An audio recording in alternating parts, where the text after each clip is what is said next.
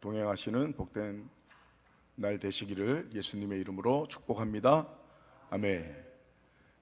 어제에 이어서 두 번째 함께 말씀 나누는 시간을 갖도록 하겠습니다. 계속해서 목회 세미나 가 계신 담임 목사님, 교육자분들을 위해서 기도해 주시기 바랍니다. 어제는 오랜만에 제가 여러분 뵈면서 제 근황을 나눴는데요. 뭐 제 근황을 궁금해 하실지 제 근황을 들으시고 제 소식을 들으시고 어떤 생각이 드실지는 잘 모르겠지만 근황을 나누는 이유는 기도하실 때마다 더 잘 기도해 주십사 하는 마음에 나누는 거니까요. 오늘 말레이시아 소식을 잠깐만 나누고 말씀 나누도록 하겠습니다. 현재 말레이시아에서 난민 학교 사역을 하시는 우리 일신교회 한번 다녀가셨잖아요. 고천아 목사님, 고천아 선교사님. 지난주에 입국을 하셨습니다. 그 이유는 사모님 위암 수술 받으셨잖아요. 그런데 우리 일신교회 성도님들께서 얼마나 열심히 기도해 주시고 또 후원해 주시고 하셨는지 기적적으로 회복이 되어서 정기검사 받으러 오셨고, 또 이제 한국의 보통 선교사님들이 1년에 한 번, 2년에 한 번 이렇게 이제 들어오시잖아요. 또 여러 가지 일들을 또 이렇게 하시려고 들어와 계십니다. 특별히 기도해 주시고, 난민학교 세 군데를 진행을 하다가 제가 함께 말레이시아에서 공사에 참여했던 세 번째 학교가 이전을 해서 지금 아이들이 점점 많이 늘어가고 있고요. 두 번째 학교는 첫 번째 학교와 합쳐져서 두 번째 학교 있는 그 지역에 확장을 해서 2배 정도 이제 확장이 되어서 아이들이 한 80여 명 이렇게 모이고 있는 걸로 알고 있습니다. 그래서 지금 두 학교를 합치면 100명 이상의 난민학교 아이들이 다국적 난민의 자녀들인 그들이 모여서 함께 공부하고 예배드리고 성경을 배우는 그런 일들을 계속 하고 있습니다. 위에서 특별히 기도해 주시고 사모님 건강 위해서 특별히 기도해 주시기 바랍니다. 그리고 예전에 또 저와 함께 사역했던 또 다른 한 분 목사님 기억나시나요? 권민철 목사님이시라고요. 2번 오셔서 말씀 전하셨거든요. 그 목사님, 또 좀 전에 말씀드렸던 선교사님, 저 이렇게 3명이 함께 동역을 했었는데요. 뭐 지금도 마찬가지고요. 근데 좀 고민이 되더라고요. 이 소식을 나눠야 되나 말아야 되나. 다른 데 가서 말씀을 하지 마시고 우리끼리만 알고 기도했으면 좋겠습니다. 사실 이럴 때 이 소식을 나누고 기도해야 되는 게 저는 맞는 것 같아요. 뭐 다 지나서 뭐 얘기하면 다 지나간 얘기인데요. 뭐 그렇죠? 지금이 그분을 위해서, 그 가정을 위해서 기도해야 될 때라고 생각이 들어서 망설이었지만, 망설임이 좀 있었지만 지금 잠깐 나눕니다. 2010년도에 말레이시아 사역을 시작하셨거든요. 그 목사님께서 2010년 1월 1일부터 시작을 하셨는데, 원래는 서울 은평 동지방에서 사역을 하시다가 말레이시아 가셔서 그때부터 14년 된 거잖아요. 짧지 않은 기간인데 결혼도 늦게 하셨고 자녀가 없으십니다. 그래서 더 뭐 그렇다고 자녀가 있는 사역자들이 그렇지 않다라는 건 아니지만, 비교하자라는 얘기가 아니라 그러다 보니까 더 주의 일에 열심을 내시는 그런 목사님, 사모님이시거든요. 그런데 이제 최근에 철수할 것을 결정하고 지금 준비하고 있습니다. 그래서 올해 내로 아마 한국에 들어오실 것 같고요. 들어오시면 뭐 하실까요? 잘 마무리하고 정리하고 또 후임 목사님 세워지고 교회가 새롭게 또 시작할 수 있도록 축복하면서 우리가 기도했으면 좋겠고요. 또 한 가지는 저는 인간적으로 말렸습니다. 개척을 하신대요. 저가 강원도 원주에서 개척 목회를 5년 정도 해봤거든요. 그래서 뿐만 아니라, 안 그래도 개척교회, 작은 교회 얼마나 어렵고 힘듭니까? 현실적으로. 다른 거 하면 안 되겠냐고, 다른 식으로 하면 안 되겠냐고 제가 몇 번을 얘기했습니다. 그랬더니 하나님 주신 사명이라고 하시겠대요. 그래서 저도 이제는 옆에서 그런 얘기 안 하고 잘해보시라고, 제가 도울 수 있는 것은 또 힘껏 돕겠노라고 그렇게 이야기했습니다. 잘 말레이시아 14년 그 생활과 사역을 잘 정리하고 또 개척 준비 잘 하셔서 하나님 기뻐하시는 교회를 새롭게 세울 수 있도록 위에서 기도해 주시기 바랍니다. 주보에는 그분 이름이 없어요. 권민철 목사님 기억해 주시고 기도해 주시기 바랍니다. 오늘 말씀은 한마디 제목으로 정리하라고 한다면 사모하라, 이렇게 말할 수 있겠습니다. 어제 나눈 말씀을 한마디 한 단어로 제목을 정리해라, 말해라 라고 한다면 기뻐하라. 우리 예수님 믿는 사람들은, 교회는, 하나님 나라는 특징이 여러 가지가 있는데 그 중에 가장 큰 특징 한 가지는 기뻐하는 것입니다. 아멘. 기독교는 기쁨의 종교입니다. 아멘. 그래서 주님께서는 제가 굳이 어디 말씀 이렇게 예를 안 들어도 성경 여러 곳에 아주 여러 번 하나님을 기뻐하라고 명령하고 있습니다. 예수 믿는 사람이 기뻐해야 되는 것은 그냥 기쁠만 할 때는 기뻐하고 그렇지 않을 때는 안 그래도 되고, 이게 아니라 가장 중요한 것은, 심지어 내가 회개하는 그런 모드에 들어갔다 할지라도 그 회개함 때문에, 그 근심 때문에 기쁨을 놓치면 안 된다는 거예요.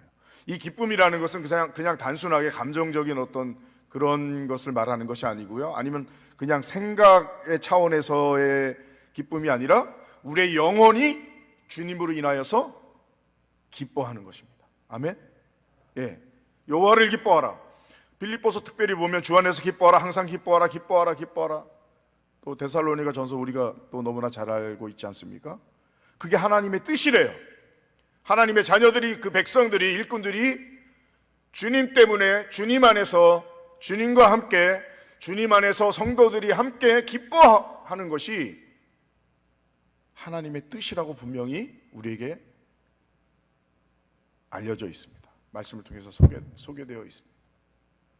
명령하고 있죠.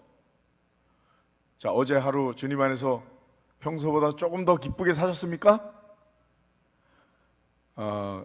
조금이라도 평소보다 더 기쁘고 즐겁게 주님 안에서 사셨다면 어제 새벽 기도에 성공하신 겁니다. 어제 하나님 주신 말씀 열매가 맺어진 겁니다. 아멘. 그 어떤 것보다도 나를 지으시고 나를 이 땅에 보내시고 나를 구원하시고 나와 함께 하시는 그 주님의 사랑, 그 놀라운 한결같은 변함없는 그 영원한 그 사랑, 예수 십자가 그 사랑에 매어 사는 그 한 가지만으로도 우리는 기뻐하고 만족하며 감사하며 살아야 될 줄 믿습니다. 이게 절대 감사죠. 절대 감사.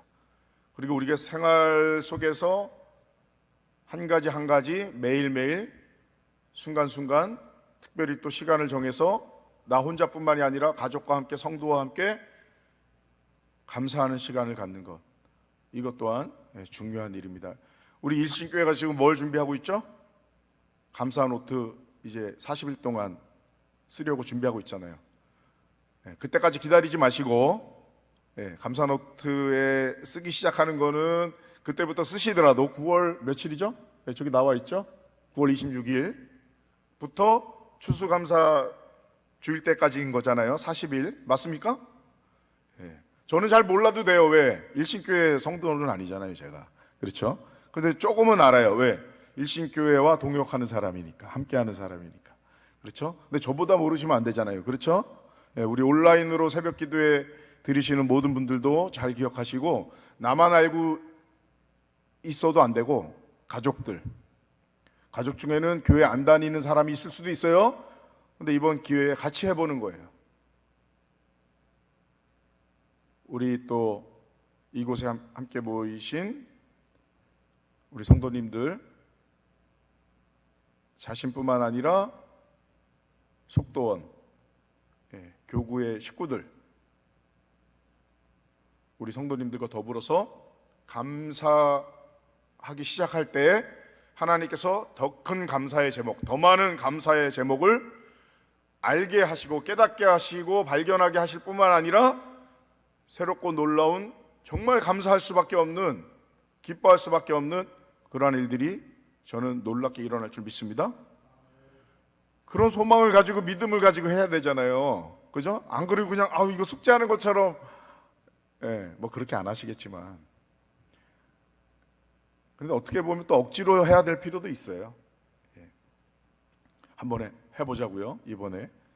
그래서 정말 우리 일신교회가 그 어떤 교회보다도 감사가 넘치는 교회, 사랑이 넘치는 교회, 하나님 부르심 따라서 그 소명의 자리에서 사명을 잘 감당할 수 있는, 사명의 자리에서 하나님 맡겨주신 그 일을 또 잘 감당할 수 있는 우리 일신교회 모든 성도님들 되실 수 있기를 예수님의 이름으로 축복합니다. 아멘. 오늘은 사모하라입니다. 사모하라.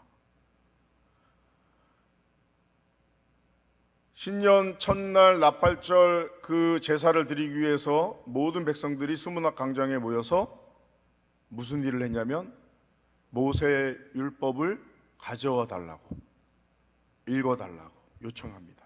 그 요청에 에스라, 느헤미야 그리고 13명 동원이 되면서 동역을 연합함으로 동역을 하면서 그들이 하나님의 그 말씀, 그 율법의 뜻 밝히 깨달아 알게 됐다 그랬어요. 그래서 너무 기뻤다 그랬어요. 물론 먹고 마신 그 축제로 인해서도, 또 없는 사람들 나누고 함께 즐기는 그 축제로 인해서도 기쁘고 즐거웠겠지만, 사실 근본적인 그들의 또한 우리의 기쁨과 즐거움은 누가 돼야 된다 그랬죠? 무엇이 돼야 된다 그랬죠? 하나님. 그래서 하나님을 기뻐하는 것이 우리에게 힘이 되어서 그 힘으로 하나님 맡겨주신 사명을 우리가 잘 감당해야 된다, 이런 말씀을 어제 나눴습니다. 근데 거기서 끝나지 않았죠? 오늘 말씀 보니까 그 이튿날, 신년 새해 첫날이 지나고 이튿날 누가 에스라를 찾아옵니까? 13절 말씀 보니까 백성의 족장들과 모든 백성을 대표하는 각 가문의 어른들, 족장들이 찾아옵니다. 이거는 그냥 족장들만을 생각하면 안 되고, 1차적으로는 족장들이 찾아오는 거지만 모든 백성을 대표하는 족장들이기 때문에, 각 가문의 어른들이기 때문에 첫날 모든 백성들이 와가지고 그런 요구를 했던 것과 동일하게 우리가 생각해도 된다라는 거죠. 근데 어쨌든 족장들이 왔고 제사장들이 왔고 레위 사람들이 왔어요. 다 왔어요. 그들이 다시 한번 에스라에게 모여들었습니다. 왜 모여들었죠? 아니, 어제 말씀을 밝히 깨달아 알게 됐으면은 할렐루야 하고 그냥 가도 되는 거 아닙니까? 그 다음날 또 모였어요. 동일한 이유로. 어제 말씀을 밝히 깨달아 알게 된 것보다 더 주님의 말씀 그 뜻을 알고자 하여 사모함을 가지고 모였던 것입니다. 자, 어제 내가 예수님 믿었고 오늘도 믿어요. 더 잘 믿기 위해서 어제 기도했어요. 오늘 더 깊은 기도의 자리로 나아가기 위해서, 주님 더 진하게 만나기 위해서 그런 사모함을 가지고 우리가 다 나온 줄 믿습니다. 예. 그런 게 별로 없는 것 같아요. 그러면 방법이 있어요. 기도하면 돼요. 주님, 저도 우리 윤동규 담임 목사님처럼 주님을 정말 사모하는 그런, 주님을 정말 사랑하는 그런 사람이 되게 해주세요. 저에게 사모함을 주세요. 사모함의 영을 부어 주시옵소서. 내 안에 사모함이 일어날 때 새로운 기도가 시작될 것이고 새로운 삶이 열려질 거라고 저는 믿습니다. 오늘 이 아침에 우리가 함께 기도할 때에는 주님, 제 안에 있는 이 사모함에 더 불을 붙여 주시옵소서. 우리가 다 사모함이 있어서 이 새벽에 일어나서 주님 앞에 모인 거잖아요. 그렇죠? 주님 더 알기 원합니다. 주님, 오늘 주님을 더 새롭게 만나기 원합니다. 주님 말씀 듣기 원합니다. 그 사랑 더 알기 원합니다. 그 복음 제가 전하기 원합니다. 기회 다 지나가기 전에 믿지 않는 가족들에게 전하기 원합니다. 여전히 믿음이 시원치 않아서 헤매고 있는 저 성도님을 제가 돕기 원합니다. 아멘. 네. 요건 좀 다른 얘기인데요. 저는 3년 정도 부목사 생활을 할 때 빼고는 그동안 이 사역을 하면서 항상 일을 했습니다. 뭐 좀 거창한 비교인 것 같지만 사도 바울이 천막 만드는 일을 했잖아요. 그러면서 사역을 다녔잖아요. 저는 운전을 주로 했습니다. 운전. 학원차를 운전하고 지금도 자동차 플랫폼 회사에서 제가 공항을 오고 가는 그런 일을 하는데요. 말레이시아에서도 제가 운전을 했고요. 사역을 하면서 뭐 거창하게 자비랑 선교사 뭐 이렇게까지는 뭐 얘기하기가 뭐하지만 그래서 최근에 그 일하게 된 자동차 플랫폼 회사에서 만난 친구가 하나 있어요. 제가 그 일을 한 지가 이제 한 3달 가까이 되는데 그 어떤 친구를 제가 만나서 같이 이렇게 얘기할 기회가 있었고 같이 이제 막 알아가고 친해져 가는 가운데 안타깝게도 교통사고가 났어요. 쉬는 날 이렇게 걸어가다가 차가 와가지고 이렇게 받아버렸어요. 그리고 2주 남짓 의식 없이 이렇게 뭐 수술도 할 수 없는 그런 상황에서 지내다가 하나님 나라 갔습니다. 35살 남자 청년입니다. 사고 났다는 소식을 처음 접했을 때도 제가 너무 놀랐지만 어제까지만 해도 같이 차 마시고 이야기하고 함께 일했던 동료인데 너무 큰 사고가 났다라는 소식을 접하고 너무 놀랐습니다. 그래서 계속 기도했죠. 그 청년 어머니와도 연락을 하고 계속 기도했습니다. 그런데 하나님 데려가시더라고요. 너무 마음이 아팠습니다. 너무 슬펐어요. 그러면서 든 생각이 예수님 믿었을까? 내가 그 몇 번 그래도 같이 단둘이 이야기할 수 있었던 그 기회에 내가 예수님 믿으라고 말 안 한 것 때문에 찔림이 막 오더라고요. 내가 그 젊은 청년한테 이런저런 얘기는 막 했는데 정작 가장 중요한 예수 믿어라라는 말을 못했구나. 그 무거운 마음을 가지고 장례식장을 갔습니다. 아무도 안 갔어요. 뭐 잘 알지도 못하고 이 일을 같이 시작한 지 얼마 되지도 않고 뭐 그래서 그 회사에서 이제 제가 그냥 뭐 사적으로 다녀왔는데 갔더니 어머니, 아버지, 누나가 있더라고요. 그리고 이제 아들 하나 이렇게 4식구였는데 교회를 다니는 가정이더라고요. 그래서 저도 교회를 다닙니다. 우리 아드님은 교회를 다녔나요? 그랬더니 모태신앙이래요. 모태신앙. 그래서 제가 정말 젊은 나이에 그렇게 하늘나라 간 것은 너무나 안타깝고 슬펐지만 한편으로 안심이 좀 됐습니다. 위안이 됐습니다.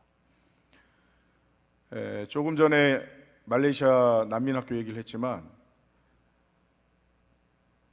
여러 나라에서, 많게는 한 13개 나라에서 아이들이 이렇게 왔었거든요. 그런데 이제 특히 그 가운데는 이슬람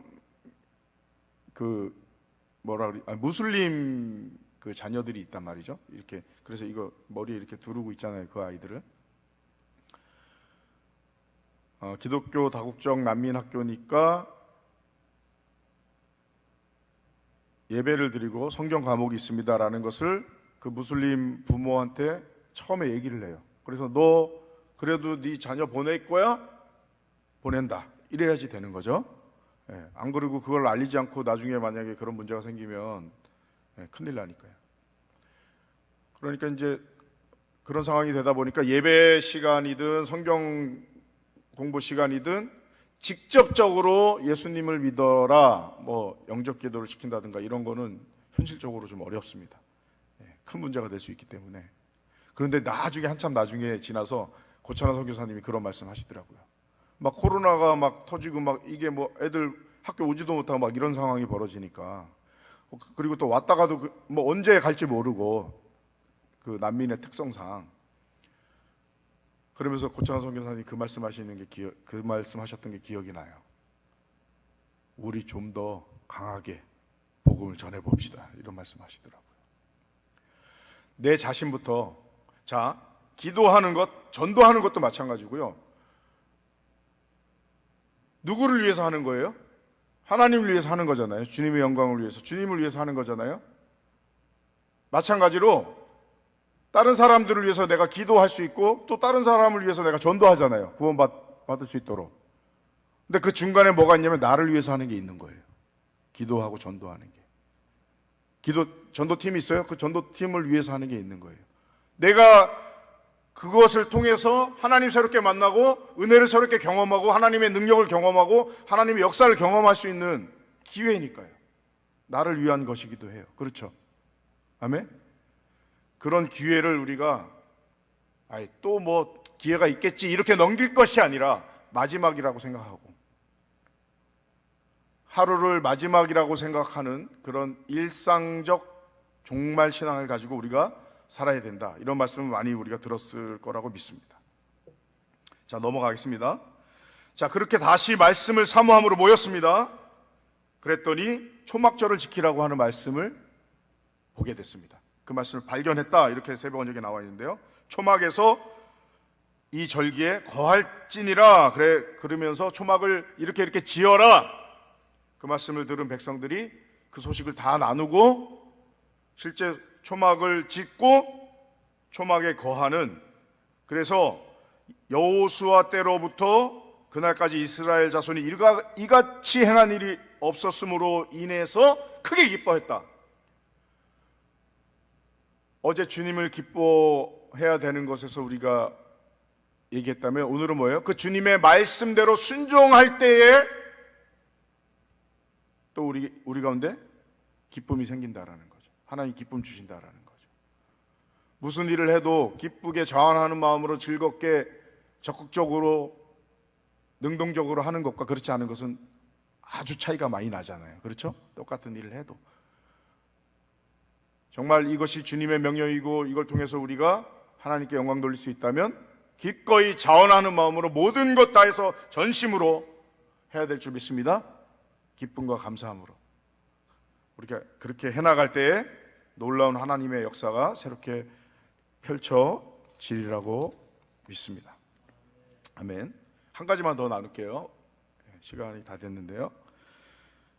초막절의 이유는, 초막절의 의미는, 첫 번째로 유대 민족이 광야 생활을 한 것을 기념하잖아요. 그들이 장막을 치면서 돌아다녔으니까. 두 번째는 우리가 사는 세상, 이 장막 생활에 대해서 또 말하는 것이고, 마지막 세 번째 의미가 중요한데요. 스가랴 14장 말씀에 나와 있는 것처럼 이것은 열방이, 모든 나라, 모든 백성이 예수님을 믿어야 된다, 믿게 될 것에 대한 예언의 의미가 담겨져 있는 절기라는 겁니다. 그러니까 단순히 이것이 그냥 이스라엘 백성끼리만의 어떤 절기와 축제가 아니라 이것을 통해서 온 땅 열방이 주님께로 돌아오고 구원받는 그 부흥의 날을 바라보면서, 그 주님의 날을 바라보면서 이렇게 해나가는 것이죠.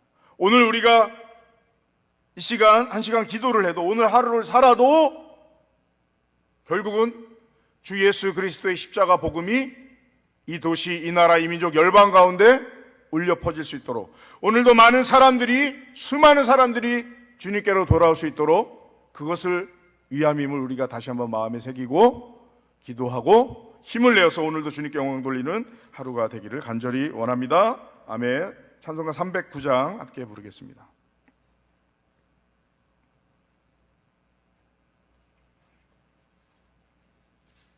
309장